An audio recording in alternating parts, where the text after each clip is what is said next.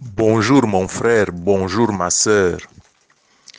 Avant d'entamer notre thème d'aujourd'hui que j'ai intitulé La reconnaissance et la gratitude, permettez-moi de souhaiter d'abord joyeux anniversaire à deux proches, Charlotte et Olivier, respectivement les 15 et 17 juillet.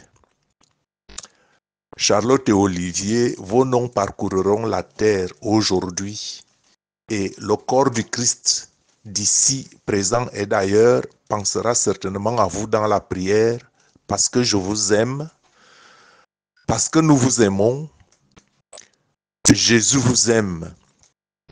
Restez ferme dans la foi et dans l'amour afin de saisir pleinement la grâce et le don du salut. Que Jésus-Christ vous bénisse et vous accorde le don d'un amour indéfectible et brise tout mal et toute haine dans nos vies. Peuple de Dieu, mes frères, mes sœurs en Christ, le nombre qui a l'amour, je voulais dire le petit nombre qui a l'amour pour leur propre âme, m'écoute. Ils m'écoutent parce qu'ils aiment Dieu. Ils m'écoutent parce qu'ils aiment la vérité. La vérité est dans l'amour et l'amour est dans la reconnaissance. L'amour est dans la gratitude. Le dictionnaire Larousse définit la reconnaissance comme, premièrement, le sentiment de gratitude envers quelqu'un. Deuxièmement, comme l'action de reconnaître quelqu'un ou quelque chose. Troisièmement, la reconnaissance, c'est le fait de se reconnaître pour des personnes. Et par conséquent, à partir de ces trois définitions, j'ai dû être obligé de jeter un coup d'œil sur ce qu'il disait au sujet de la gratitude. Parce que, premièrement, ils ont dit que la reconnaissance, c'est le sentiment de gratitude envers quelqu'un. Et j'ai voulu savoir ce que le dictionnaire pense de la gratitude. Alors, ils disent que la gratitude, c'est la reconnaissance pour un bien reçu. Ils ont dit que la reconnaissance, c'est le sentiment de gratitude envers quelqu'un. Et puis maintenant, ils disent que la gratitude, c'est la reconnaissance pour un bien déçu. Et donc, notre enseignement d'aujourd'hui est basé sur la reconnaissance des bienfaits que nous recevons de Dieu ou que nous avons reçus de Dieu. Et je dois donc dire d'emblée que le fondement de notre gratitude doit reposer sur un bon entendement et sur une bonne compréhension, une compréhension saine et équilibrée des choses de notre vie telles que nous les voyons et telles que nous les vivons, et surtout sur un point de vue spirituel, car le vrai chrétien doit vivre par la foi et non par la vue. Et sans la foi, il est impossible de plaire à Dieu. Il est donc certain que ceux qui murmurent contre Dieu partent sur une mauvaise base. Ceux qui murmurent contre Dieu partent sur une mauvaise base. Pourquoi? Parce que s'ils pensent que ce qu'ils sont ou ce qu'ils ont est un acquis, c'est une mauvaise compréhension de ce qu'ils sont. Et voilà pourquoi ceux-là peuvent penser qu'ils méritent plus. J'ai dit que ceux qui murmurent contre Dieu partent sur une mauvaise base en pensant que ce qu'ils sont et ce qu'ils ont est un acquis et qu'ils mériteraient plus. Je dis cela parce que quand on se place sur le plan spirituel, les Écritures nous disent que tout n'est que grâce, tout n'est que grâce, tout n'est que grâce. de tout ce que nous sommes et avons, il n'y a aucun mérite. Il n'y a rien. Il n'y a rien que nous n'ayons reçu de Dieu. Donc, avant de revenir sur cet aspect des choses, j'aimerais que nous détruisions ici ensemble les forteresses de ces enseignements qui nous rendent incrédules et vulnérables et qui nous donnent une fausse idée de ce que nous sommes ou de ce que nous devons attendre de celui-là même qui nous aime et qui nous a créés pour sa propre gloire. Dieu nous a créés pour sa propre gloire. Donc nous allons détruire ces mauvais enseignements, ces forteresses, afin de ne pas nourrir de mauvais sentiments contre nous-mêmes, contre la vie et contre Dieu. Il est important de savoir que, comme je le disais déjà hier, qu'il n'y a pas d'issue sans amour véritable. Il n'y a pas d'avenir sans amour véritable. Je disais que l'amour n'est pas un sentiment, mais l'amour est un état d'être. Je suis amour. Au lieu donc d'avoir des sentiments pour les uns et pour les autres, soyons amour parce que Dieu est amour. Mes frères, mes sœurs, bannissons la haine dans nos vies et nous allons croître rapidement. Bannissez la haine dans vos vies et vous allez croître rapidement. Et cette croissance-là ne dépendra pas de vous, vous vous surprendrez. C'est un peu comme je disais avant-hier que une fleur ne peut pas croître sans eau.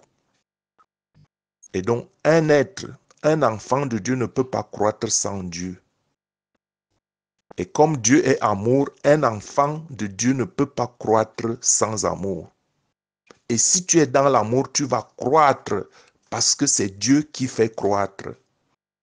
Et si tu ne baignes pas dans l'amour de Dieu, alors là, tu auras un problème, ta vie va tourner.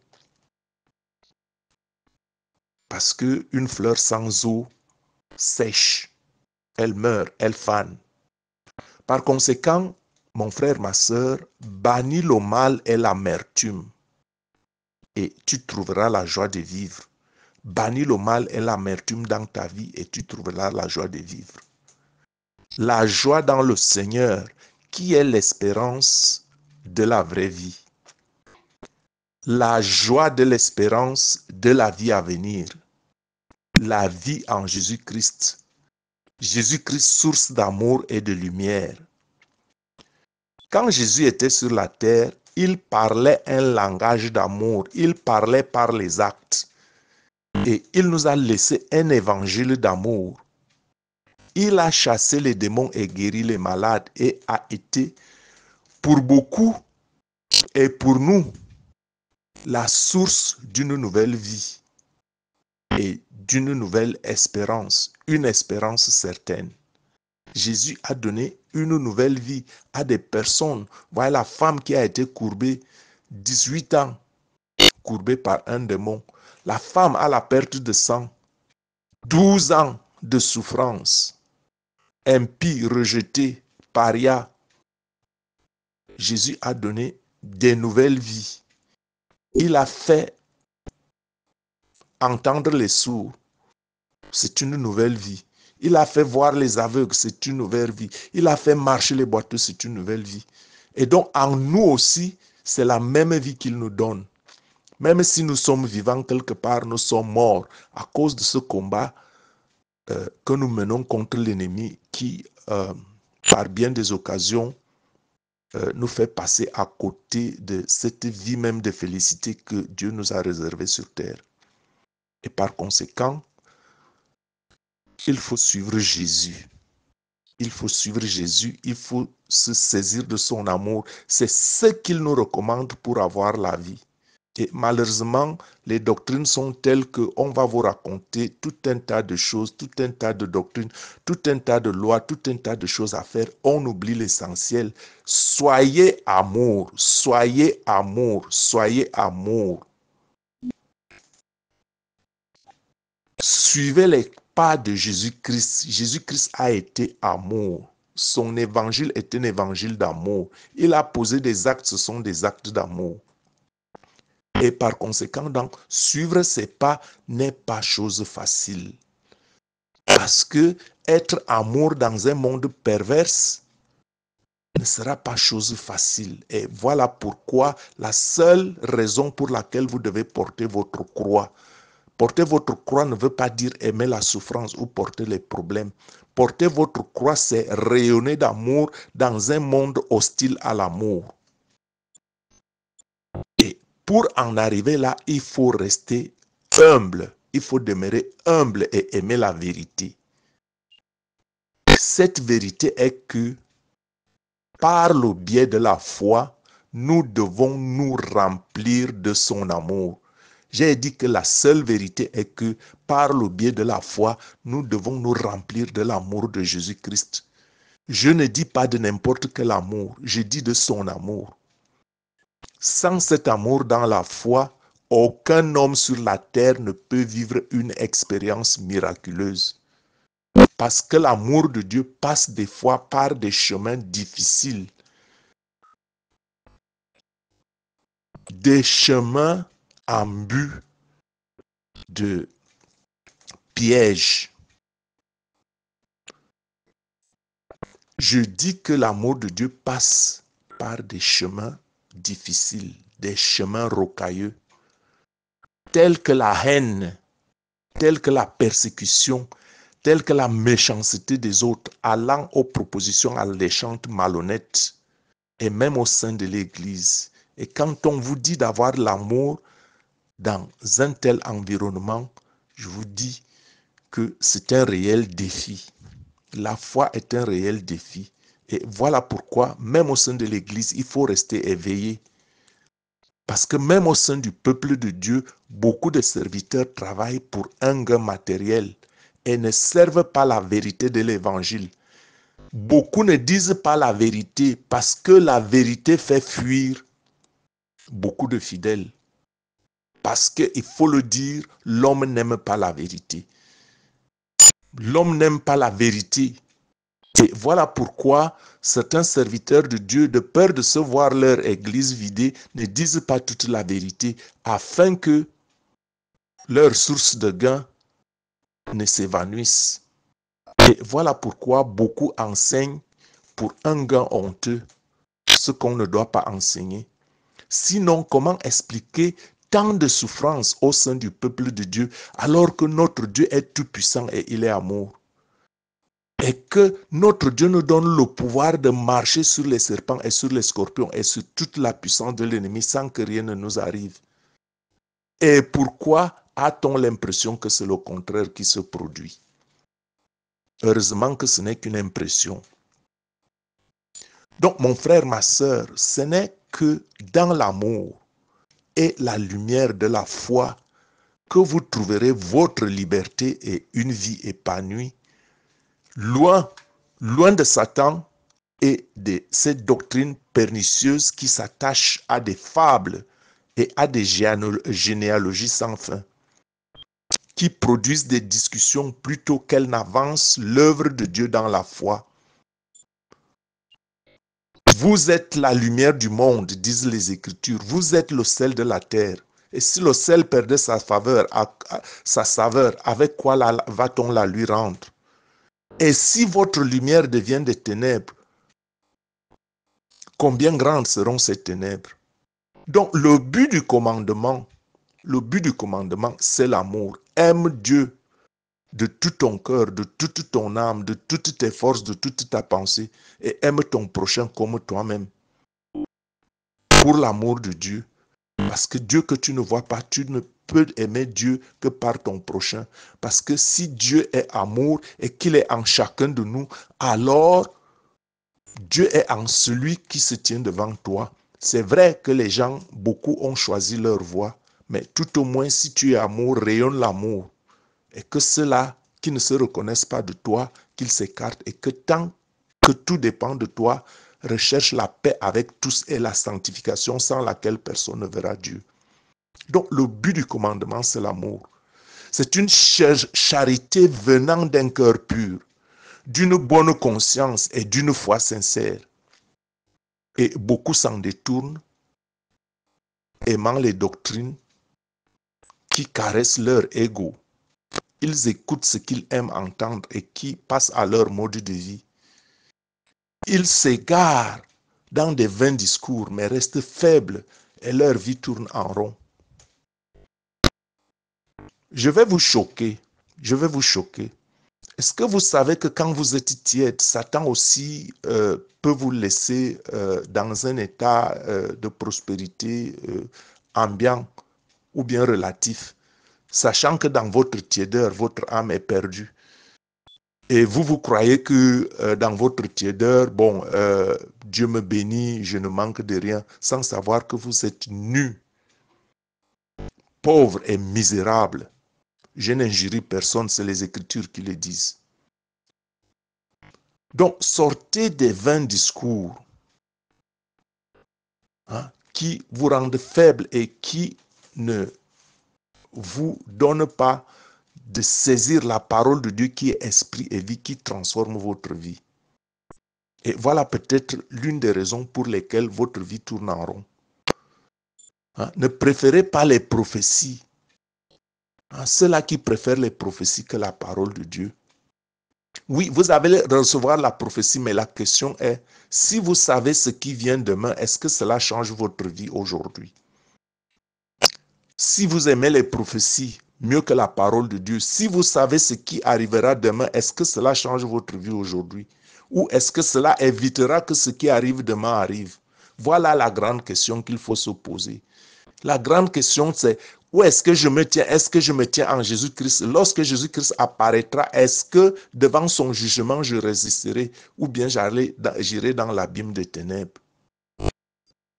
Et voilà pourquoi il faut donc se remettre en cause et remettre certains enseignements de ces enseignants-là qui égarent le peuple de Dieu, enseignant toutes les lois et toutes choses bonnes qu'il faut faire pour atteindre la prospérité et pour atteindre le bien-être. Toutes ces choses qu'il faut suivre et néglige la grâce et l'amour de Jésus-Christ, mort à la croix, qui a dit tout est accompli. Donc, comprenez que tout n'est que grâce. Tout n'est que grâce. Voilà pourquoi la reconnaissance et la gratitude, qui sont le thème que nous développons ce matin, la reconnaissance et la gratitude sont donc des piliers de notre foi. Rendre grâce à Dieu en tout temps et en toutes circonstances. Parce que certains d'entre vous sont bloqués parce que vous n'êtes pas reconnaissant envers Dieu. Quand Dieu vous fait une grâce, même si elle est petite, commencez par remercier Dieu pour cette grâce. Et témoignez et soyez porteurs, soyez apôtres de l'amour du Christ, même dans les petites choses. Ne perdez pas votre temps en posant des questions auxquelles vous n'obtiendrez de réponse que lorsque votre masque tombe, votre voile, votre masque tombera.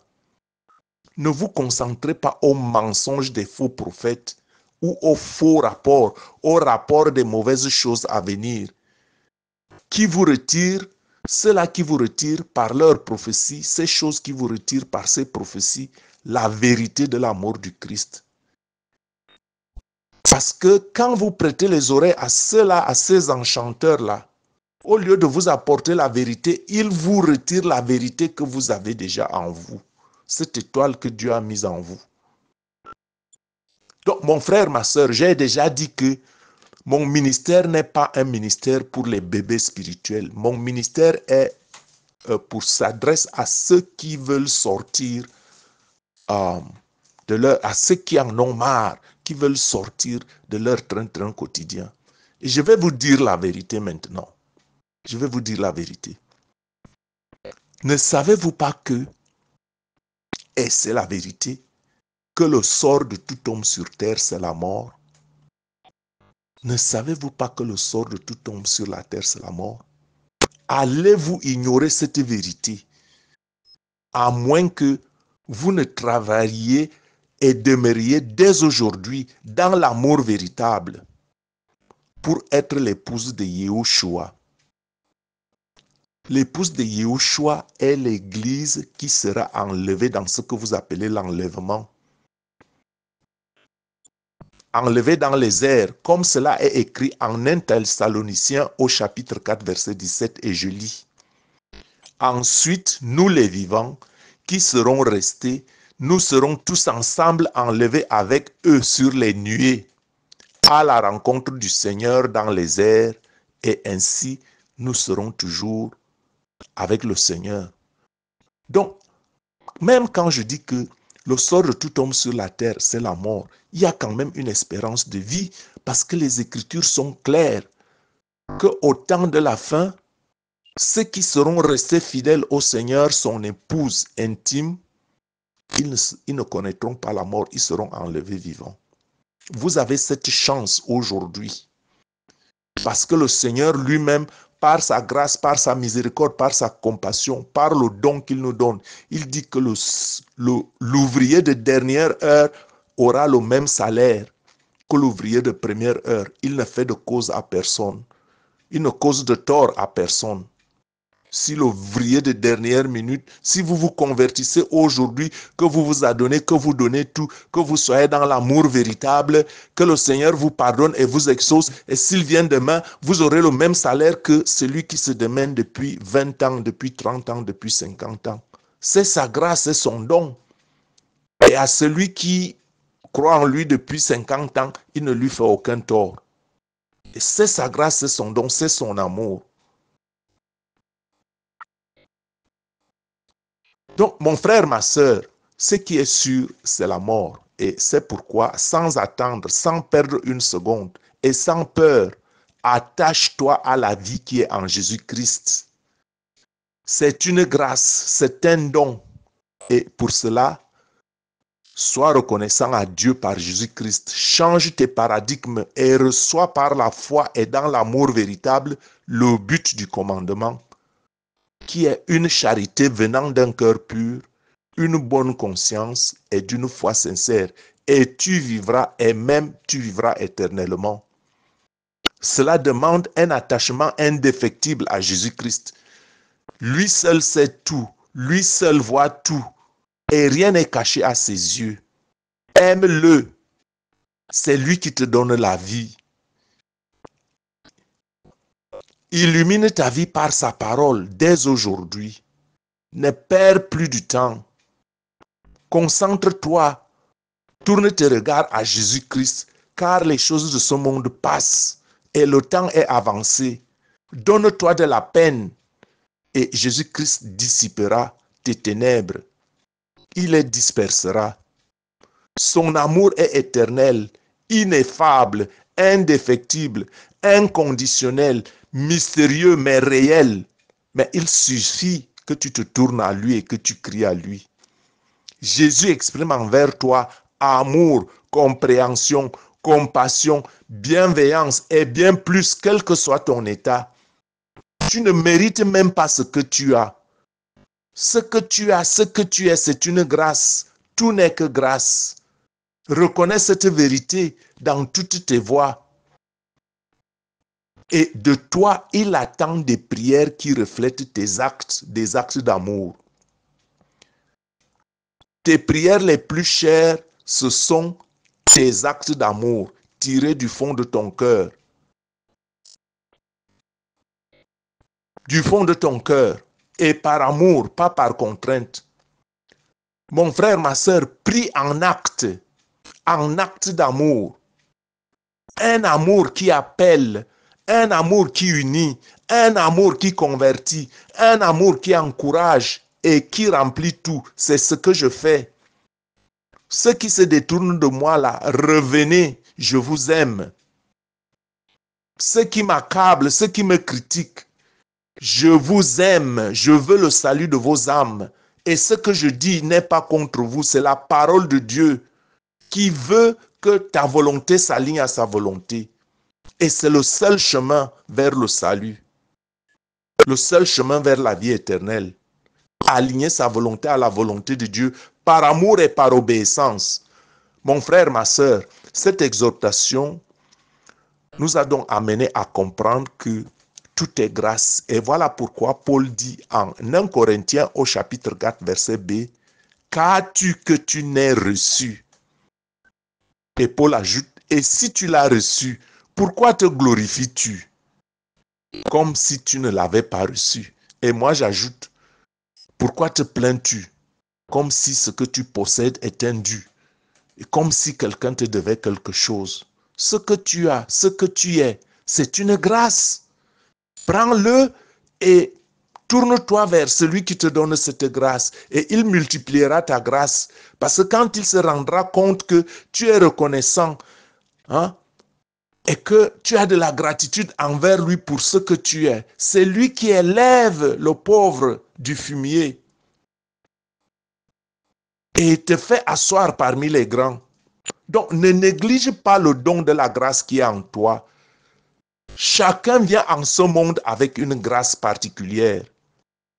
Et le Seigneur me révèle que tous ceux qui n'ont absolument rien en ce monde, tous ceux qui n'ont absolument rien en ce monde se sont fait asservir par Satan. Et pour autant, Dieu nous appelle à venir en aide aux pauvres, à l'orphelin et à la veuve. Ne te détourne pas de ceux qui sont dans le besoin. Parce que celui qui donne à un pauvre prête à Dieu. Et si vous voulez que j'aille loin, je dis que celui qui prête à un pauvre prête à Dieu, mais si je vais loin, je vais te dire que ce que tu possèdes ne t'appartient pas. Ce que tu possèdes, c'est les richesses de Dieu qu'il a mis entre tes mains. Et par conséquent, tu es un intendant de ce que tu possèdes. Et ne te dis pas dans ton cœur, comme cela est écrit en Deutéronome au chapitre 8, verset 17. Je lis la parole de Dieu. Garde-toi de dire en ton cœur, ma force et la puissance de ma main m'ont acquis ces richesses. Verset 18, souviens-toi de l'Éternel, ton Dieu, car c'est lui qui te donnera de la force pour les acquérir davantage. Et sois reconnaissant.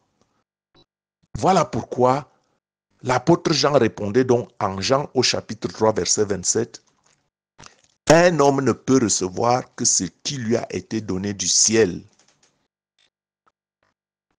Et c'est aussi la raison pour laquelle l'apôtre Paul ajoute en Romains au 12, verset 3, par la grâce qui m'a été donnée, je dis à chacun de vous de n'avoir pas de lui-même une trop haute opinion, mais de revêtir des sentiments modestes selon la mesure de foi que Dieu a départi à chacun. Et à ce niveau, je voudrais d'abord revenir sur le fait que si Jean dit en 3,27, un homme ne peut recevoir que ce qui lui a été donné du ciel, cela ne veut pas dire que ce que tu as maintenant, ce n'est que ce que Dieu a réservé pour toi. Certainement que par ta désobéissance, par ta vie pécheresse, tu t'es fait voler. Et certainement que pour certains, si tu as beaucoup, ce n'est pas parce que tu mènes une vie sainte.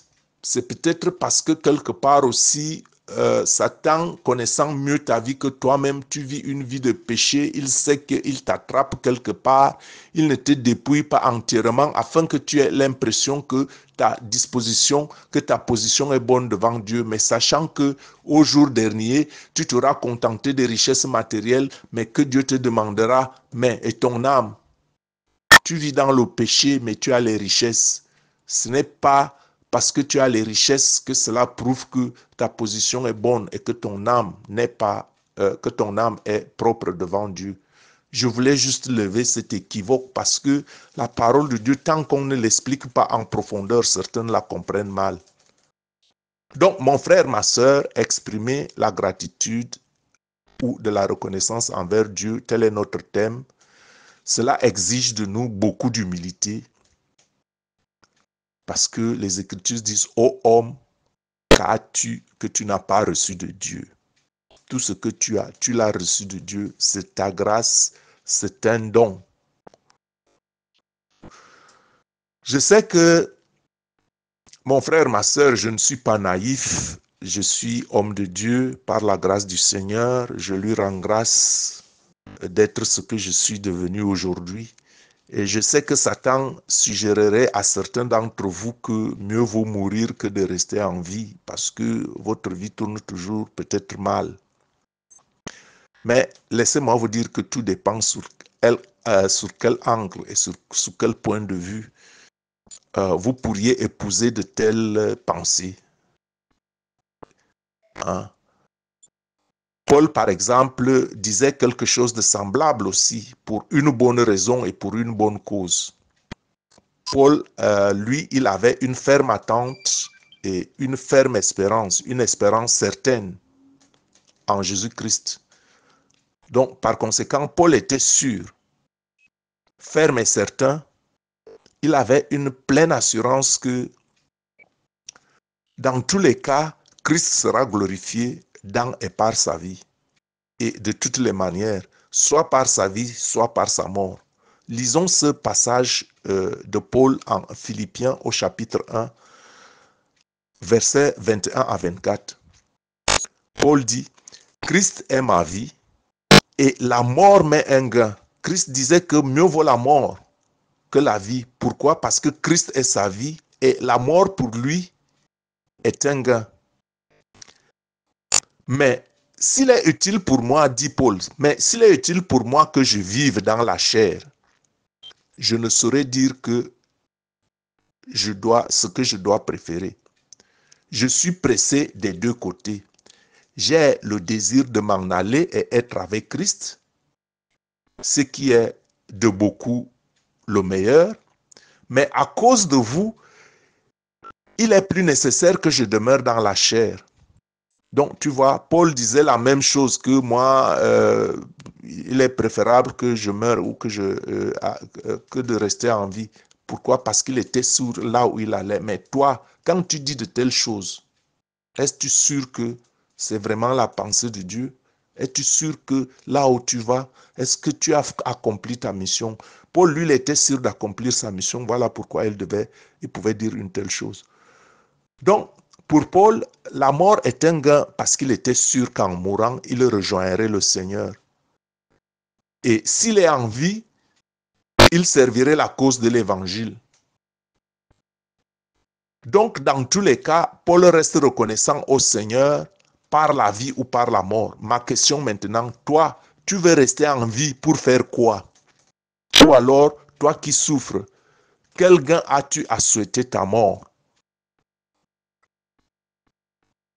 Pour la cause de l'évangile ou pour l'égoïsme personnel, pour fuir l'adversité?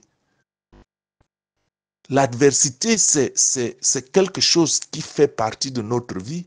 Dieu, en créant l'homme et en donnant à l'homme la domination, on ne peut pas donner la domination à quelqu'un sans adversité. C'est sûr que Dieu savait déjà qu'on aurait l'adversité. Et dans cette adversité, il dit, appelle-moi. Je suis avec toi par son esprit. J'ai déjà dit que mon ministère n'est pas un ministère pour les bébés spirituels, comme je l'ai dit plus haut. Hein? Les bébés spirituels qui remplissent les églises pour se faire aduler, ils veulent se faire caresser les oreilles, hein? Ils veulent entendre les fausses prophéties, comment ils vont se marier, comment ils vont devenir riches et prospérer. Ça, c'est vrai, le Seigneur ne refuse pas toutes ces choses. Il ne refuse pas de telles choses. Il a dit à la croix, tout est accompli, tout c'est tout. Mais mon frère, ma sœur, sois déjà reconnaissant pour le peu que tu as, pour tout ce qu'il a fait pour toi, hein? Pour tout ce que là où tu t'es embourbé et que le Seigneur t'a tiré, tout ce dont tu as peur, des fois même ces choses ne sont jamais arrivées. Parce que le Seigneur a intervenu sans même que tu t'en rendes compte, sans même que tu le pries, parce qu'il a un dessein pour toi. Donc, sois reconnaissant au Seigneur pour tout ce qu'il a fait pour toi et pour tout ce qu'il fera pour toi. Tu dois déjà remercier le Seigneur même pour la vie à venir, parce qu'il a réservé pour toi une vie splendide. Tout cela dépend de toi. Sois reconnaissant au Seigneur parce que supposons que quelqu'un te fasse un cadeau et que tu ne lui dises pas merci. Penses-tu que de la manière tu vas encourager cette personne à te faire un autre cadeau, un deuxième cadeau? Donc, sois d'abord reconnaissant, ne serait-ce que pour la vie. Beaucoup d'enfants de Dieu sont bloqués à cause de leur ingratitude vis-à-vis de Dieu.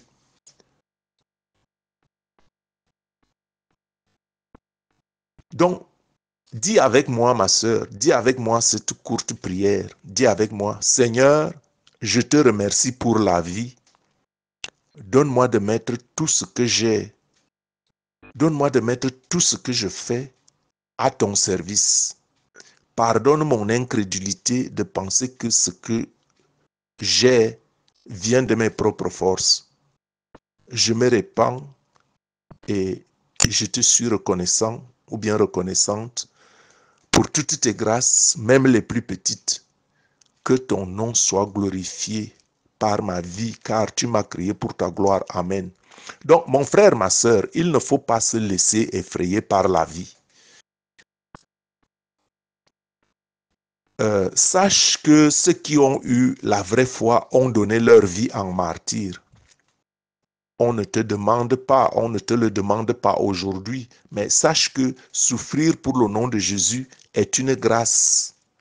Je ne parle pas de cette souffrance qui vient de ta désobéissance à la parole de Dieu, ni de cette souffrance qui a permis à Satan de voler ton étoile ou de voler toutes les grâces que tu as reçues de Dieu.